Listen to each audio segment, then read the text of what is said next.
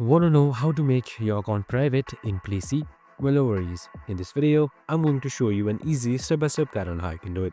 It's super simple and under a minute, so let's get straight to it. Now, first things first, simply open up your Playsee application. And once you've opened it up here, you should be provided with this interface right here. So make sure you are logged in first up before heading on to logging in. So on the bottom right side, you should be seeing your profile right here. So you can just simply select it. And now once you select your profile, on the top right side, you should be seeing this menu icon right here. So you can just simply select this menu icon as well.